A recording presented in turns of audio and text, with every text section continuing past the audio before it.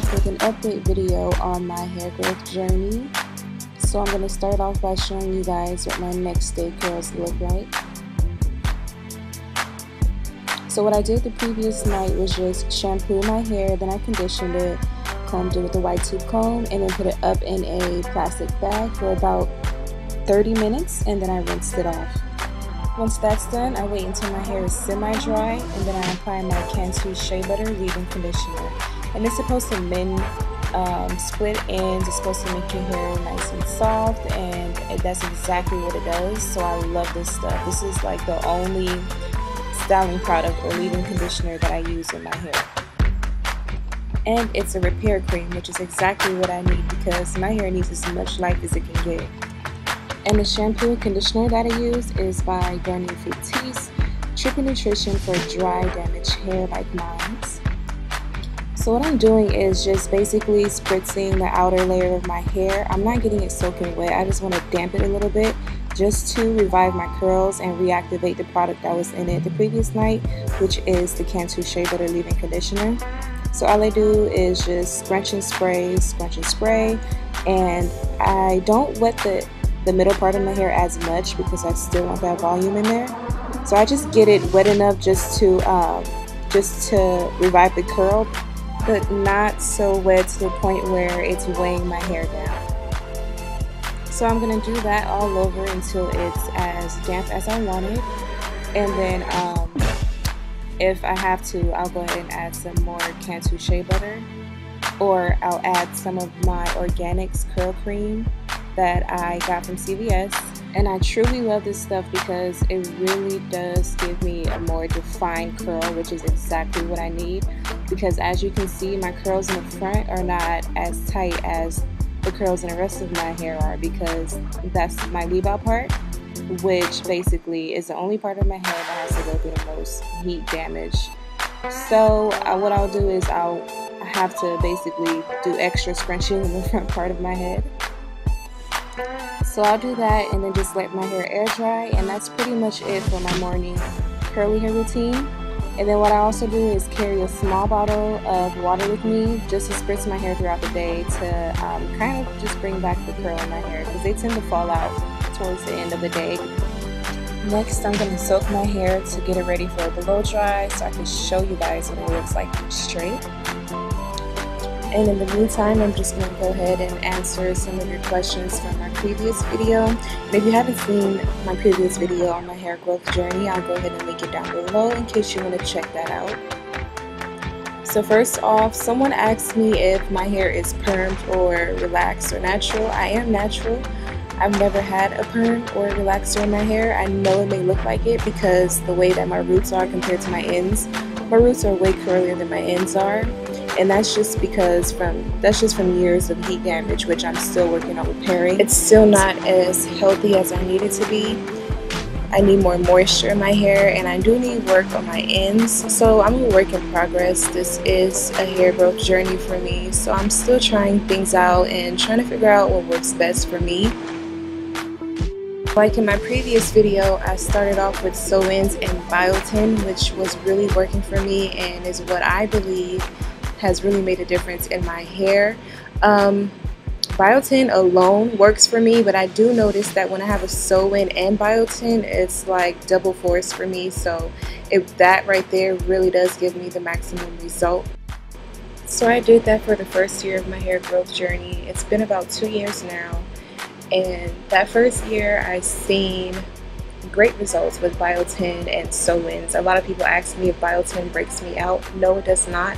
But everyone's body is different. What works for me may not work for you. So before you start taking anything or trying anything new, just do your own research first. That's what I did.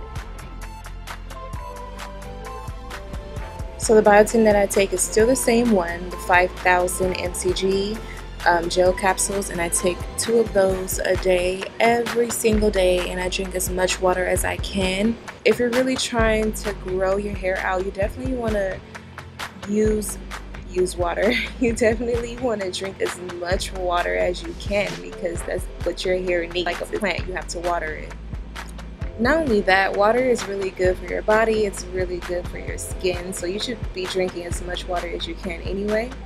And I started seeing results with biotin within like at least the first 2 months of taking it. So yeah, but again, that's just me, and it's for your hair and nails. So my nails do grow like dramatically long.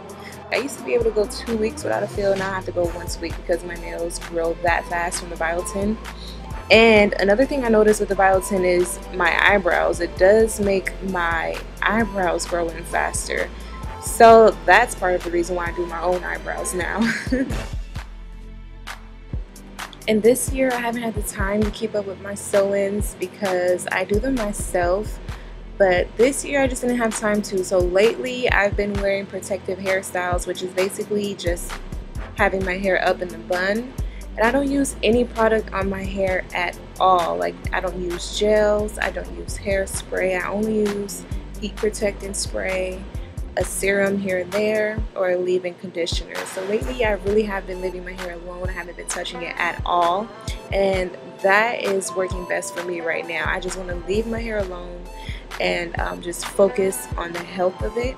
So I just keep it moisturized. That's pretty much it. As far as my ends go, no, I do not trim my ends, and that's because the last haircut I had came out really bad, just like all the other haircuts I've ever had. So ever since then I just haven't trusted anybody with my hair at all, which is the reason why I started doing my own hair in the first place. So until I learn how to properly trim my own hair, then I'll do it.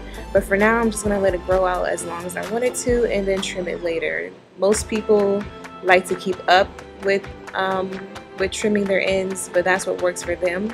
I find that what works best for me is to just let it grow out all the way, and then I'll trim it later. And this is the first time I'm actually straightening my hair in a long time. I went the entire summer without straightening my hair. I actually went a total of 6 months without straightening my entire head. Of course I have to straighten out my leave out, but as far as my overall hair goes, this is the first time putting heat to it in a while, and I'm only doing this for the purpose of the video because I want to see how long my hair looks straight now, and I also want to show you all because you have been asking me.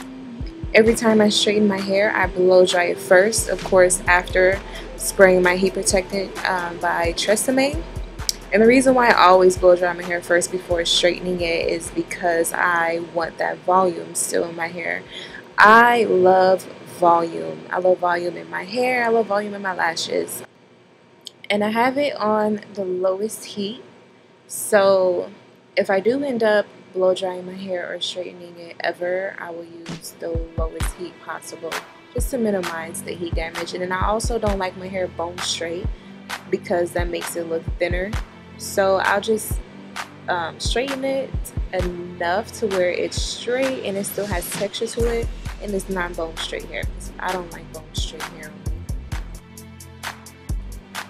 Now about my roots, I let them grow out because I don't want to dye my hair anymore. So in the previous video you'll notice that it was like a blonde color in my previous video, and now it's a medium brown type of color, and that's because I darkened it because blonde hair is just so much maintenance and I don't want to keep up with it because I don't want to keep dyeing my hair. So I just darkened it. It was way darker than it is now, but of course with washing it and with being out in the sun so much, it lightened up. But I actually like the color though. It's perfect for fall, so winning. Someone asked me how long do I keep my sew-ins in. When I was keeping up with my sew-ins, I would only leave it in for about 2 weeks because again I do them myself, and I don't like sew-ins. I don't like to keep my sew-ins in that long because it just bothers me. I have to let my hair breathe. So the most I'll go is 2 weeks. I'll take it out, wash my hair, do a treatment in it, do whatever I need to do, braid it back up, and sew it in. And I always have a U-part sew-in when I do have one because I like to pull my hair up in a high ponytail or high bun, so I'll leave some hair out my edges about 1 inch, and then my U-part will be about 3 inches wide and like 4 inches going back. Another thing about my sew-ins is I do not do tiny small braids underneath my weave, and I do not sew my braids together. And that's because I don't want any tension on my hair at all. And I find that when I do small braids underneath and then I sew them together to give me a more flat appearance, then that's when I have the most shedding after taking my weave down. So when I do the bigger braids in the back, I find that I have less shedding. So I'll just do one small braid around the entire perimeter of my head, and then I just do 4 big braids in the back. Now going back to biotin, just to answer some more of your questions, a lot of you are asking me for recommendations, like if you should take it or not, how many you should take, how often. It's really up to you. Like I said previously, everybody's body is different, so what works for me may not work for you.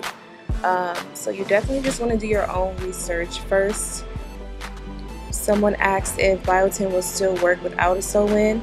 For me, it did. Like I said, biotin works for me alone on its own, but when I have the biotin, when I take the biotin and have my sew-ins at the same time, that's when I see the maximum result in my hair growth. So you can do the biotin by itself, or you can do the sew-ins. I choose to do both.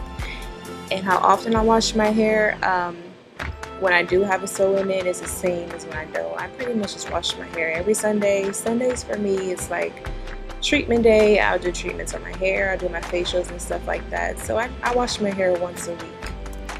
And unless I have my you.but in, I'm not doing anything to my hair at all. I literally just wake up, I moisturize it, and then I'll just leave my hair down and curly, or I'll have it up. And I just keep it. I've been wearing it like that almost every day now lately, pretty much the whole summer.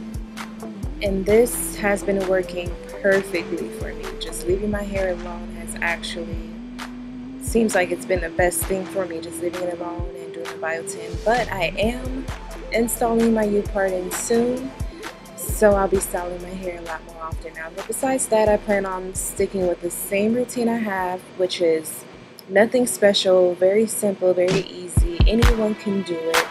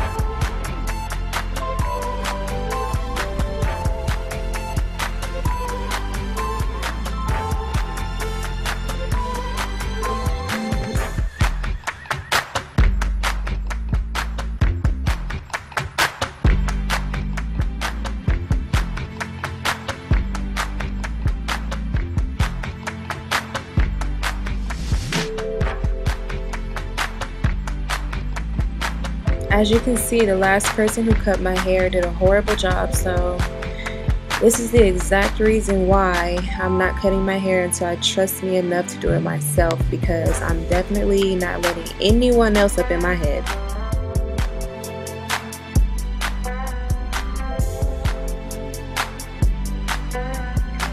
So that's it for my hair growth journey update. Like I said before, I know my hair still needs work. It's not perfect, but it's definitely progressing.